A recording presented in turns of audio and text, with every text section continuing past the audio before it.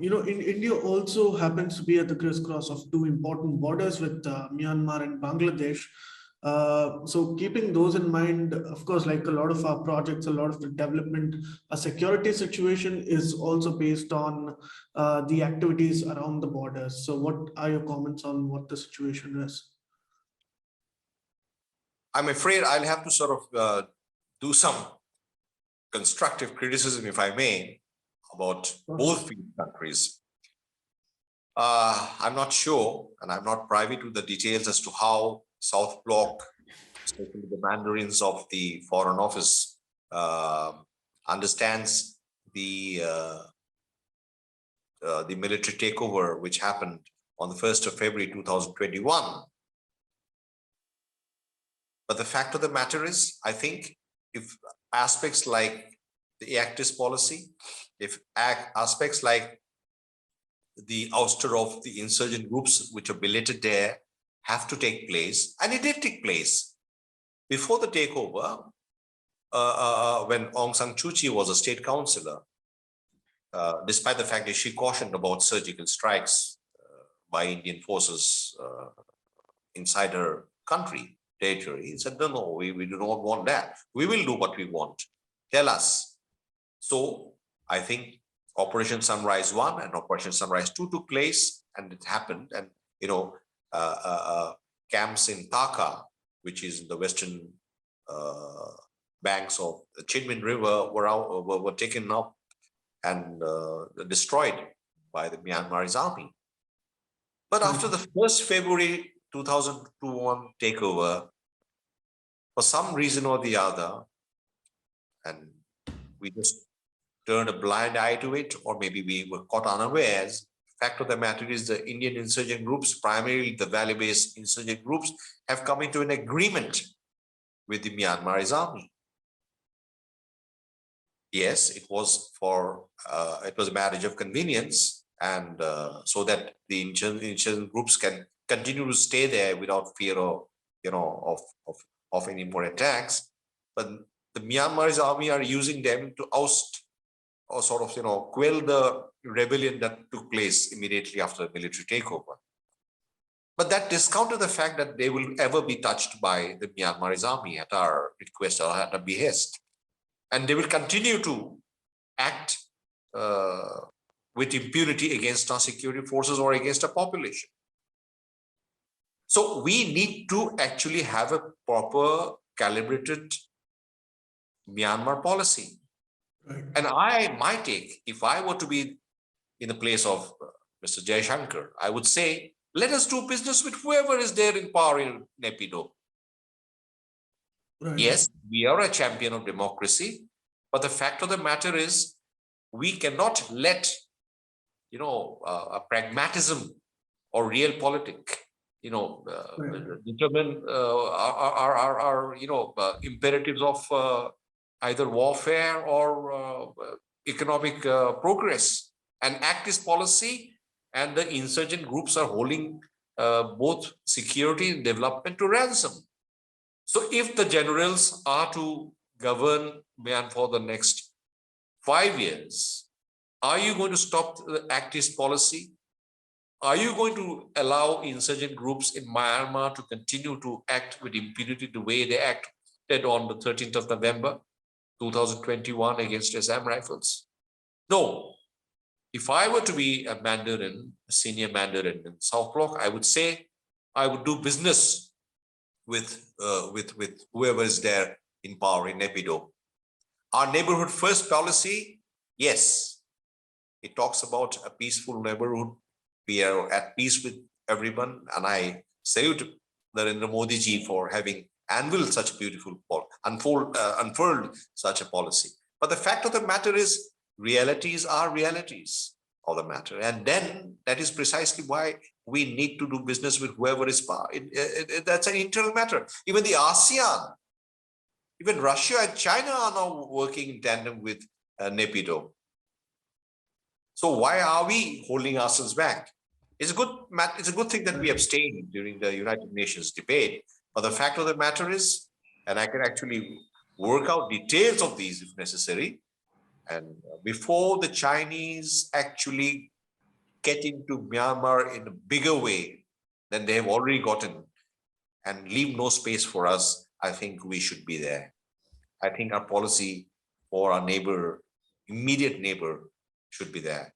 That is for Myanmar. As for Bangladesh, I think, as far as I'm concerned, they are an ally and a friend who we helped during 1971 war against Pakistan. We liberated them, helped liberate them, and we presently have a dispensation in Sheikh Hasina who is very conducive to our nation's health. But the fact of the matter is, and I quote J.N. Dixit's Liberation and Beyond, his book, our former National Security Advisor and Foreign Secretary, he wrote a very interesting paragraph, and I might quote from memory. He says that whoever comes to power in Bangladesh has to ensure two things. A, he or she has to proclaim the Islamist identity of Bangladesh, and B, has to distance himself or herself from India. Now, J.N. Dixit, I knew him as a National Security Advisor when I was in the National Security Council Secretariat. Of course, he passed away in a very untimely manner. But the fact of the matter is the sagacity with which he put forward these two, I would say, axioms as far as Bangladesh is concerned, continues to be true, despite the fact that Sheikh Hasina is a friend and ally, and we need to empower her even more. But the fact of the matter is there are compulsions within the erstwhile East Pakistan she's unable to sort of, handle sometimes. When she was acting against Islamist, and as she is, when she was acting against Indian insurgents, which she handed over to us, she had to willy-nilly use not the Directorate General of Forces Intelligence and the National Security Intelligence, which were the two important agencies in the country, but the detective branch and the Bangladesh Police and the Rapid Action Battalion and the newly formed Counterterrorism and Transnational Crime. Why? Because the DGFI and the NSI have an old-time network with the Pakistan Army. I have met many general officers of Bangladesh who have done their National Defense College courses, for instance, not in New Delhi, but in Quetta in Pakistan. So naturally, I come from a background where I studied in the Rashtriya Indian Military College, and the old-time network is very, very strong, and it's not religion, mere. Sure. So you must understand these imperatives, and I'm sure the Mandarins in South Block understand this as well. For instance, why would Bangladesh suddenly buy two Ming-class diesel submarines from the People's Republic of China? Right. I think we were caught unawares. What maritime concerns do they have? And I can tell you, at this point of time, even as I speak to you, they billeted in Kutubdia Channel in Chittagong, which is about 700 nautical miles away from Visakhapatnam, which happens to be our Eastern Naval Headquarters. Right. And I can tell you that despite the fact that they're simply diesel-class, outdated submarines, maybe, that is not the real, that is besides the point. But you would have trainers, you would have planners, you would have observers of the People's Liberation Army Navy from China sitting inside these submarines, going on sea trials, observing our naval movements. This is not conducive to India. Why did we allow that? Or did we allow that knowing that this sort of a thing would happen? What maritime concerns do they have against us, which happen? We are a friend and an ally, against Myanmar? In what way? Why did we allow acquisition of these submarines to happen? And even they needed a triad, an air force, an army, and a navy. They don't have a navy. We could have given them one. Why did they take it from our arch enemy, China? Now, some people have tried to question me when I put this up in debates, then, well, it doesn't really matter because these are outdated diesel submarines. You see, Sharanji, it's not a question of outdated diesel submarines or whether they are nuclear submarines. But the fact of the matter is, a friend and an ally under a very nose acquired pieces of armament under a very nose from our arch enemy. Now that doesn't augur well.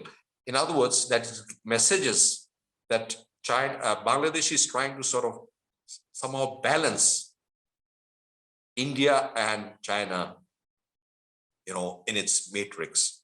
Now, if that were to be so, and if tomorrow, God forbid, Sheikh Hasina is no longer in the picture and somebody else comes into the play, then what would happen? And we have seen, I have read history to an extent that, there have been, coup d'etats, etc., that, since 71, a good number of years have been in the hands of anti-India agenda, whether they were in the hands of the Bangladesh Nationalist Party or with the military dictatorships. It can happen again. Now, in all its pragmatism, I think India needs a well-founded, pragmatic, calibrated, comprehensive solution policy for both these countries, at least both these countries. China is, I hark back to what a former defense minister said long back, George Fernandez, that they are enemy number one. We're not going into the value judgment of these aspects, but what are we doing about two important, crucial neighbors for which we can do certain things, but we are not doing anything at all about? That is my concern as a citizen of India. Please remember to subscribe to us and switch on the notifications for this channel. For our other social media links, more content, and to support our work, please visit citti.net. Dhanyavad. Namaskar.